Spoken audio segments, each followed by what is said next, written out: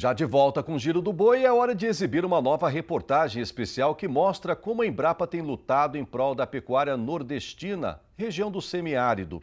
Desta vez vamos falar de gado, pessoal, do trabalho desenvolvido pela unidade na preservação e conservação de um grande patrimônio genético nacional com altíssimo potencial para fortalecer a pecuária de corte e de leite do Nordeste. É o Núcleo de Conservação da Raça Sindhi, da Embrapa Semiárido. O rebanho de origem paquistanesa é mantido em total isolamento desde que chegou oficialmente ao Brasil em 1952. Por ser fechado, conserva o padrão racial legítimo do Sindhi, com rusticidade e adaptação únicas às nossas condições. Os animais estão passando pelo processo de registro na ABCZ para que esta genética em breve seja multiplicada e disseminada por todo o Nordeste. As informações a gente confere agora na reportagem. Roda aí!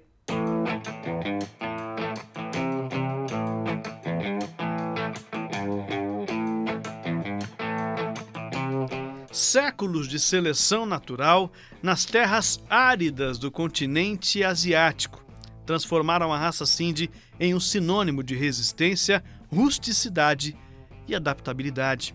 Características que combinam bem com o sertão seco e esturricado do agreste brasileiro. Aqui, a comida é pouca e a água nem se fala.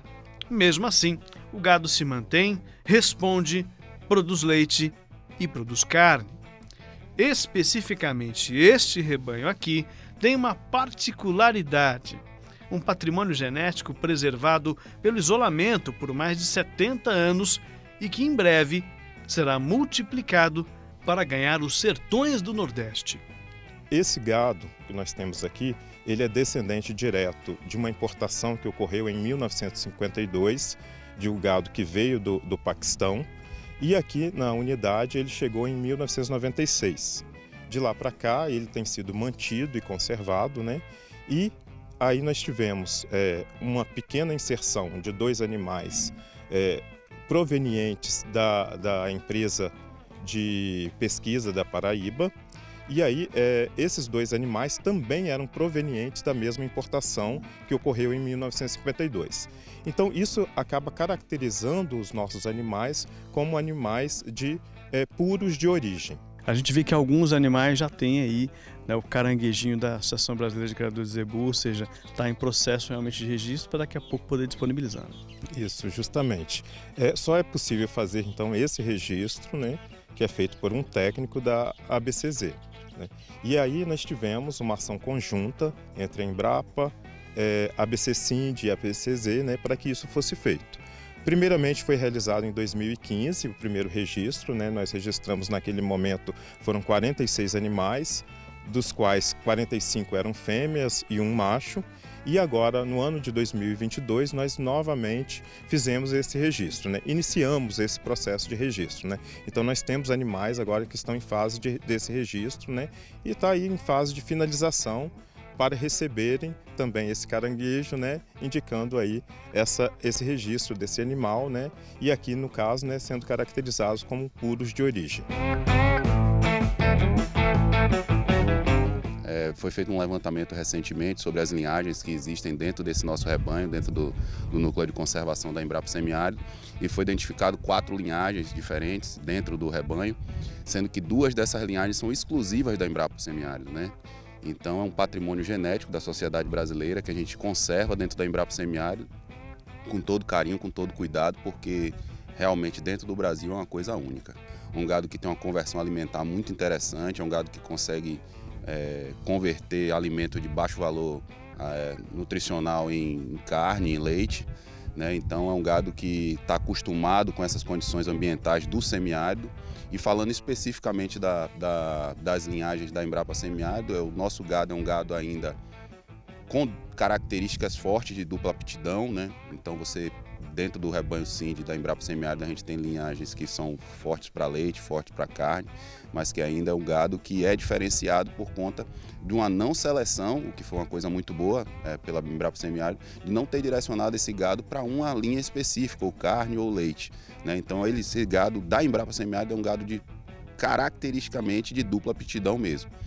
Essa característica é muito buscada pelos produtores do semiárido, que conseguem compor melhor a sua renda, tanto com o leite quanto com a carne, com o bezerro de corte. O gado de dupla aptidão, principalmente nessa nossa região semiárida, é um gado que o produtor, sobretudo o pequeno e médio produtor, ele consegue produzir leite com qualidade, economicamente viável e produzir um bezerro pesado. Então, esse rebanho Cindy nosso tem essa característica. Diferente das raças produtoras, característica produtora de leite, você tem uma produção de leite elevada, mas você tem um bezerro de baixo valor por conta das suas características de baixo ganho de peso, animais que nascem pequenos, animais que baixam com a carcaça ruim, o que não acontece com o Cindy. O Cindy tem essa característica de produzir leite de forma econômica e também produzir um bezerro de excelente qualidade.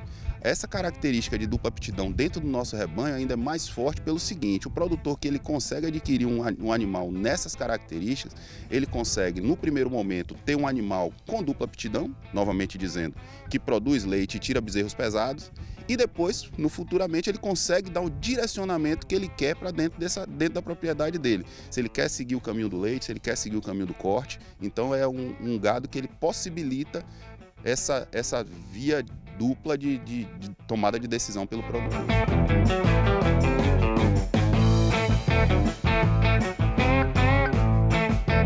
A gente está num processo agora de resgate do registro genealógico de todos os animais do nosso núcleo de conservação, para após isso a gente conseguir socializar esse patrimônio genético que é de todos nós. A gente tem que entender que esse patrimônio é do povo brasileiro e a gente tem que socializar isso. Então o próximo passo agora é a gente tomar estratégias, medidas que consigam disponibilizar essa genética para a sociedade.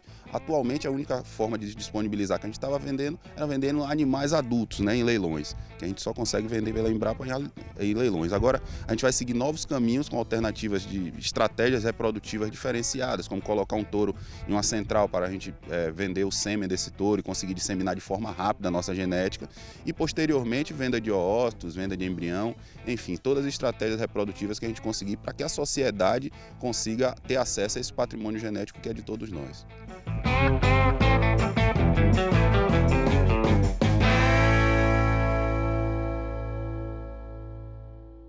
Bacana este núcleo de Cindy da Embrapa, não é mesmo, pessoal? Mas se você está pensando em oferecer uma boa comida para o rebanho, saiba que a silagem é uma excelente alternativa.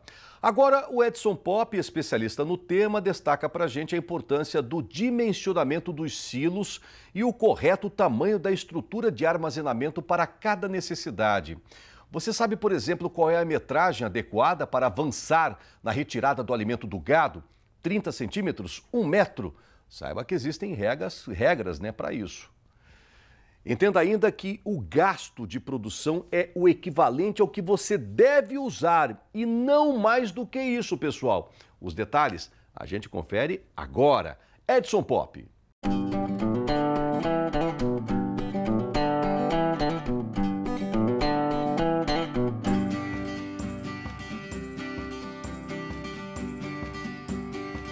Olá, amigos do Giro do Boi. Hoje com um novo capítulo de A Boa Silagem.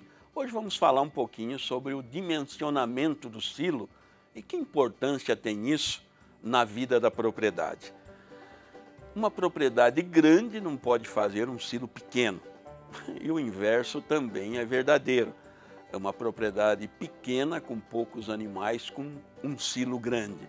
Você tem que ter um silo correspondente ao quanto você gasta diariamente. Então, é importante que você faça esse dimensionamento. Nós dizemos sempre que o mínimo que você pode avançar na frente do silo por dia seria na faixa de 30 centímetros. Por que isso? Para que você tenha sempre um material novo exposto ao ar. A exposição da silagem ao ar, ela leva, claro, a alguns problemas, como o desenvolvimento de fungos, pode acontecer aquecimento. E se você avançar adequadamente todos os dias, isso vai acontecer muito menos ou não vai acontecer.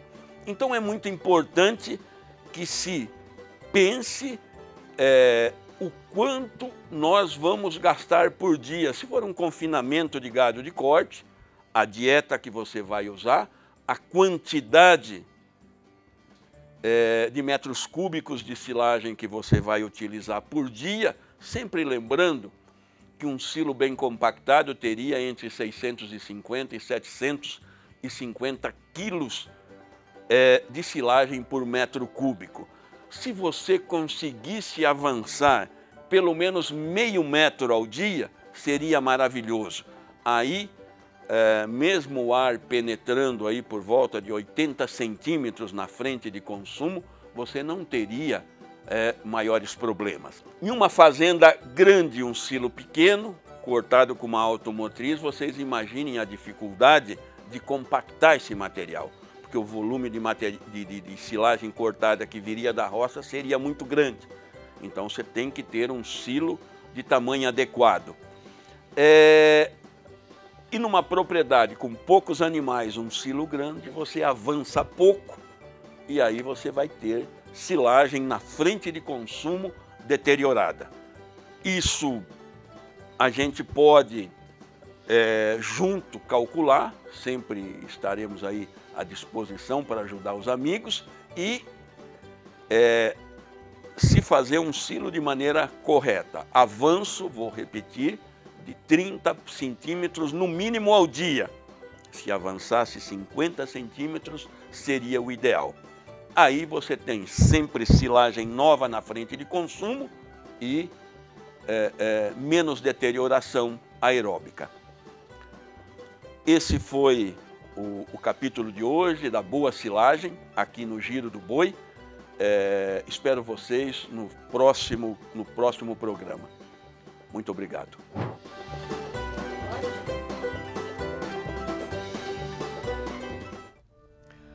A seguir, os especialistas em pastagens, Janaína Martuscello e Wagner Pires, falam sobre as várias classes de capins e suas características e o uso de herbicidas no controle de plantas daninhas. Depois do intervalo, até já.